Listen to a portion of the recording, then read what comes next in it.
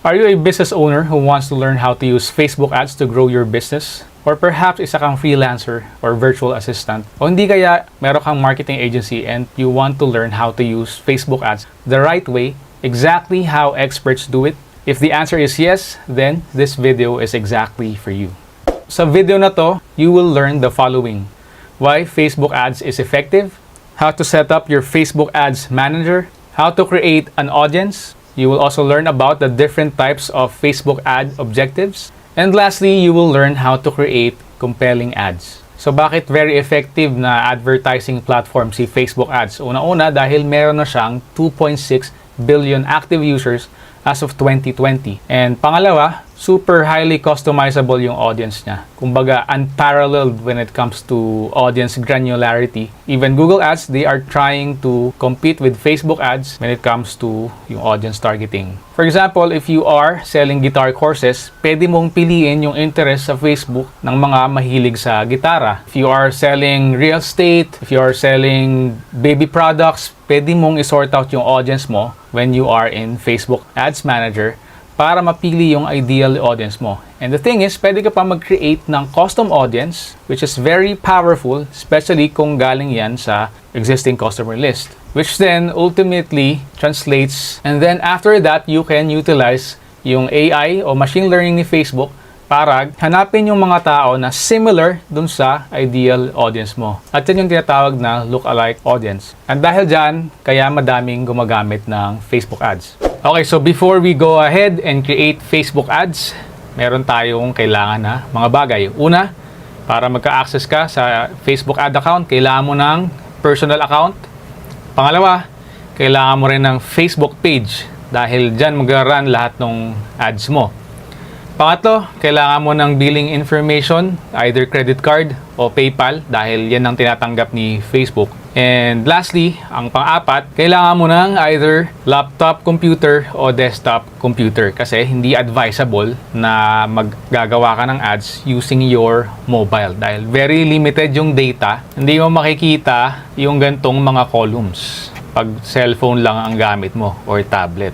Para magkaroon ka ng informed decision sa pag-ayos mo ng mga Facebook ads mo. Okay, so kung na-ready mo na yung apat na yan, then let's go ahead and simulan na natin. So, from your own personal Facebook account, click lang natin to. Create. And then, let's click Add. And as you can see, right away, rumekta na ako dun sa Facebook Ads Manager. Kasi na-setup ko na siya before and meron na akong page na nakakonect dun sa aking ad account. Ngayon, sa case mo, kung wala ka pang na-setup na ganyan, Facebook will guide you, no? Una, i-guide ka niya para mag-create ka ng Facebook page. And then right after that, doon naman sa pag-create and setup ng iyong Facebook ad account. And by the way, bago tayo mag-start na mag-create ng campaigns and ad sets and ads, it's also very important na maintindihan mo muna yung structure sa loob ng Facebook ads. Para pag nasa Facebook Ads Manager ka na, hindi ka ma-overwhelm. So, ito, Facebook Business Manager. Ginagamit to para dun sa may mga client work. Kung marami kang business, advisable na gamitin mo yan. Dahil it will be easy for you to grant access sa ibang ad managers. And also, it allows you to create multiple ad accounts within one business manager. And pangatlo din na advantage ito, pwede ka mag-share nung pixel data mo across multiple ad accounts. Okay? Pero kung hindi ka naman ang kliyente at hindi naman marami yung business mo, so hindi mo na kailangan ng Facebook Business Manager. More than enough na yung isa lang na ad account. Okay? So under Facebook Business Manager, andyan nga yung Facebook Ads Manager. Easily, you can grant and actually request access from other accounts via Facebook Business Manager. And you can also have multiple ad accounts under one business manager. And below Facebook ad account, andyan yung campaign. And then below campaign, andyan yung ad sets. And below the ad set, andyan naman yung mga actual na ads. Another na illustration niyan is ito. So, yung unang-una, campaign. Under the campaign, pwede ka mag-create ng multiple ad sets. And under each ad set, pwede ka mag-create ng multiple ads. May dahilan and may purpose yung structure niyan. So within a campaign, diyan ka pipili ng objective, kung messages ba ang habol mo, lead generation ba, web traffic ba, video views ba, conversions ba, and so on and so forth. Diyan mo pinipili yan. And within ad set level naman, diyan mo pinipili yung audience, yung budget mo, yung schedule mo, location, and so on and so forth. And within the ad level, diyan mo inaayos yung mismong ads mo. So, yan yung ad copy, pati ad creatives. And kaya ka pwede mag-create ng multiple ad sets kasi ang best practice is to create multiple ad sets na merong iba-ibang audience until ma-dial down mo yung winning audience. And after that, kung na-pinpoint mo na yung winner mo na audience, then ang best practice again is mag-create ka ng multiple ads para makuha mo naman yung winning ad mo. And it's all about lowering your cost per conversion. So, sa loob ng Facebook Ads Manager, ganito yung itsura niyan. Ang unang tab mo, siya yung campaign. Second tab mo, siya yung ad set. And the last tab is your ad. So, simulan na natin. Let's go ahead and click this button. So, ngayon, pwede na tayo mag-create ng ads. But then, bibigay ako ng pro tip sa inyo. Before kayo mag-create ng campaign and ad set and ads, ang best practice din is mag-create ka muna ng audience. Dahil siya yung pinaka-important na aspect when it comes to Facebook ads. Lagi ko nga sinasabi, you can have really good ads, ad creative, and yung ad copies mo, sobrang lupit. Pero mali yung tina-target mo na audience, hindi pa rin magiging maganda yung cost per conversion mo and pwedeng hindi maging profitable yung campaign mo. But you can target the right audience, kahit pangit yung ad mo, magiging profitable pa rin yung campaign mo. Most likely than not. Dahil ang pinaka-important is si audience. Kaya ang ginagawa, sa una pa lang, hinahanap mo na yung tamang timpla ng audience. Premeditated and ahead of time. And para gawin natin yon, click mo lang tong business tools right here and dito siya. Kung hindi mo siya makita sa ad account mo, just scroll below and makikita mo siya under advertise. So ito yon yung audience. So let's go ahead and click on that. And then click natin to and then gawa tayo ng saved audience by clicking this button. Okay, so una, target location mo. Halimbawa, you are into real estate, nagbebenta ka ng condo or house and lot within, let's say, Metro Manila. So, yan ang piliin natin yung location. Ang edad, mid-20s until, let's say, 60. When it comes to the gender, syempre lahat naman, mapapabae o lalaki, bumibili sila ng properties, di ba? Sa languages, I'll just leave it as blank. Di mo kailangan ilagay dyan na Filipino dahil lahat ng tao dyan within your target region o location, sila yung ideal customers mo. When it comes to detailed targeting, ano pwede nating ilagay dyan? Unang-una, si Lamudi. Bakit Lamudi? Kasi siya yung isa sa pinakamalaki dito na real estate listing website. Ibig sabihin, lahat ng mga may interest dyan kay Lamudi is yung mga tao na naghahanap na ng properties. Of course, kasama doon yung mga real estate agents, pero may exclude natin sila by clicking this button. Exclude lang natin.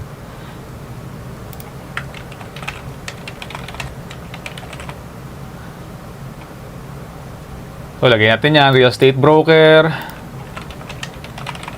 So, lahat na makikita nyo dito na job titles related to real estate brokerage,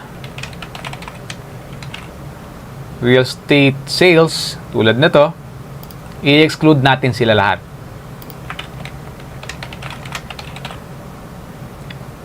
Okay, so kaya nyo nang i-sort out siguro yan, no? On your own. Ganyan lang po. I-exclude lang natin sila. And then, name this Lamudi Audience Number 1. And then, create saved audience. Okay, let's go back to the main dashboard. Punta lang tayo dito. Click natin uli yung Ads Manager. And mag-start na tayo mag-create ng ads. By the way, kung di nyo ma-access yung Facebook Ads Manager, just go to Google. Type nyo lang Facebook Ads Manager.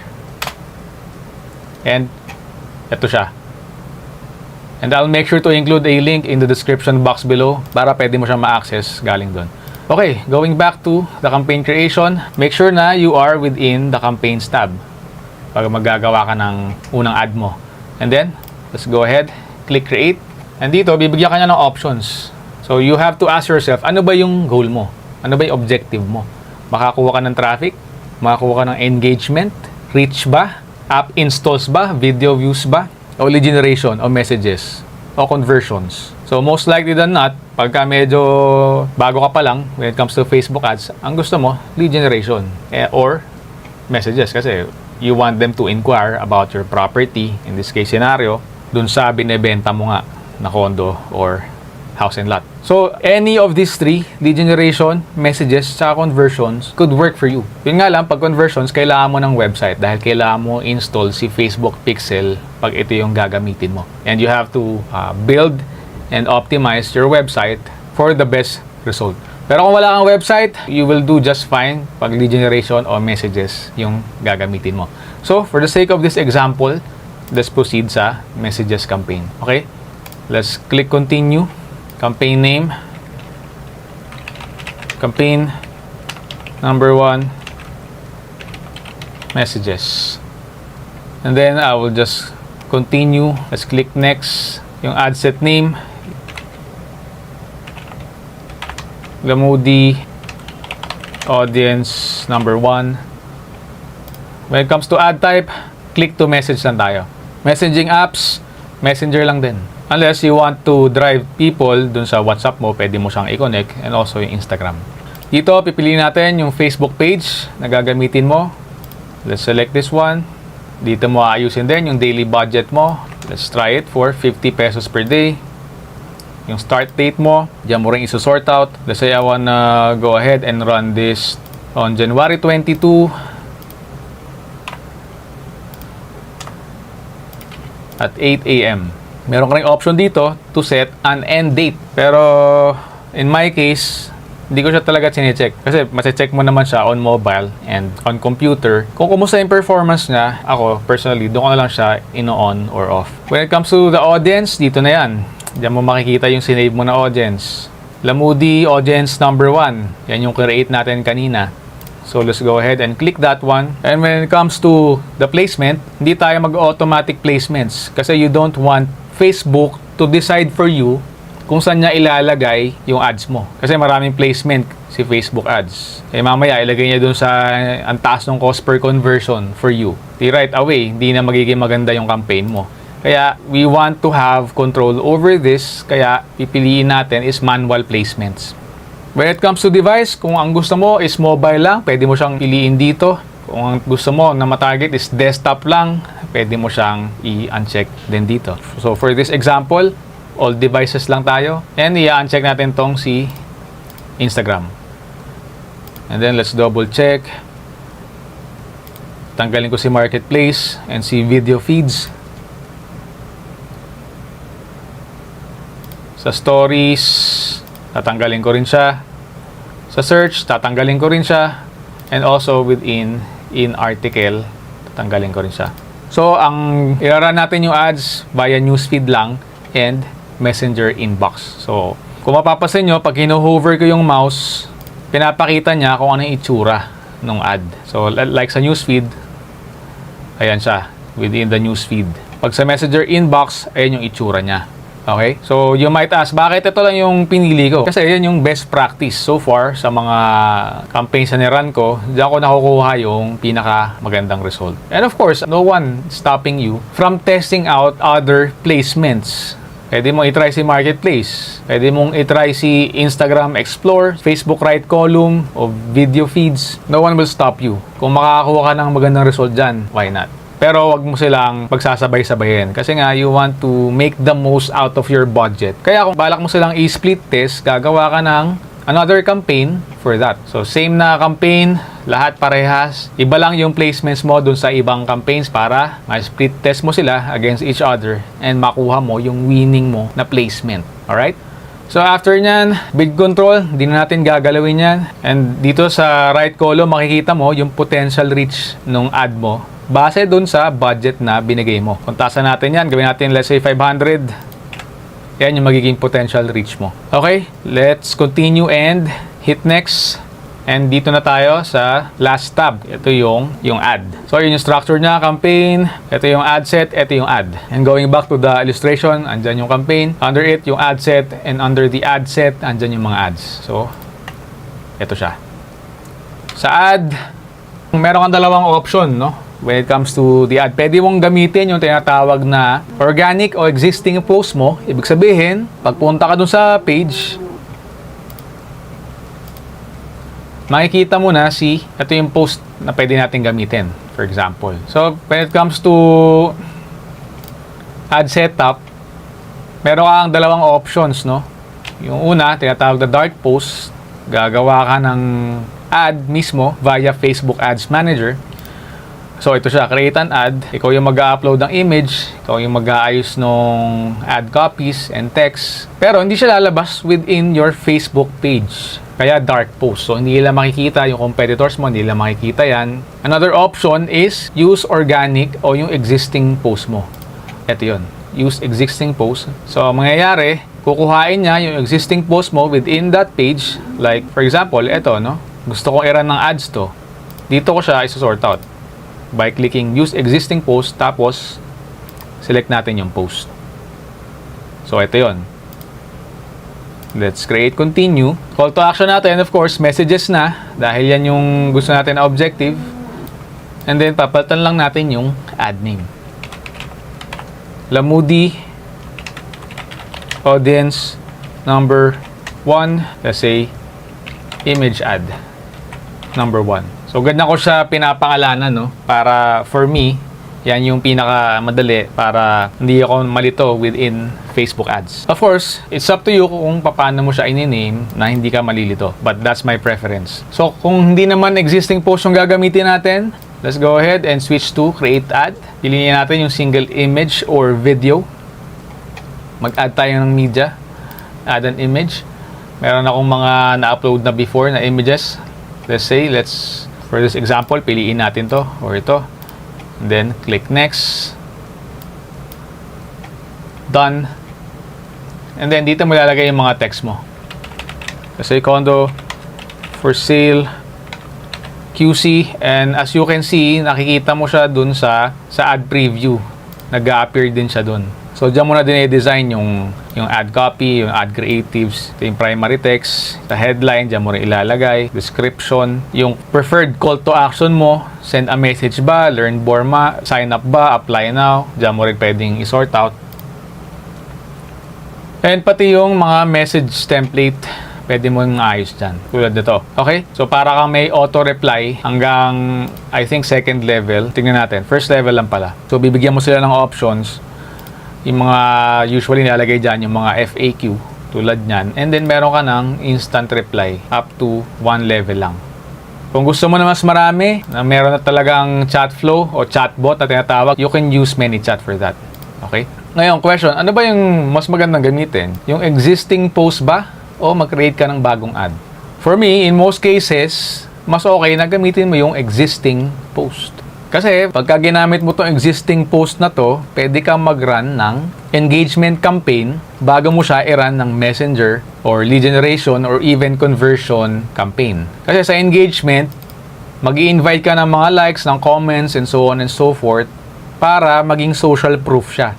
And, of course, naturally, after nyan, na-accumulate mo yan, and then run mo siya ngayon ng conversion o messages campaign. Pag lumabas sa newsfeed ng ibang users, ng target audience mo, mas mataas yung likelihood na mag-engage sila dun sa ad mo. Dahil, ayan, may social proof ka na eh. Pag nakita ng mga tao yan na walang likes, walang engagements, parang medyo may agam-agam pa sila eh. Versus kung nakita nila na, ang dami nag-engage, malamang legit to. You get the concept? So ngayon, kailan nilaran tong dito ka mag-create ng ad sa loob? Madalas siyang ginagamit para sa retargeting. Kung saan nagpunta sila dun sa website mo o nag-engage sila dun sa Facebook page mo and then i-retarget mo sila ngayon. Pwedeng may discount coupon ka, pwedeng meron kang ino-offer na information na pwede lang magamit, whether in the format of video or article, dun magandang gamitin yan. Okay, so pagkatapos natin, okay na yung ad copy mo, yung ad creative mo. Ito yung itsura niyan. Pagdating sa newsfeed, ito naman yung itsura niya when it comes to messenger inbox. So, ipapublish na natin yan. But, I won't do it for this account kasi hindi ko naman gagamitin yung ad na yan. It's just for the sake of this example. So, once na-publish mo siya, ano ngayon yung titignan mo na metrics?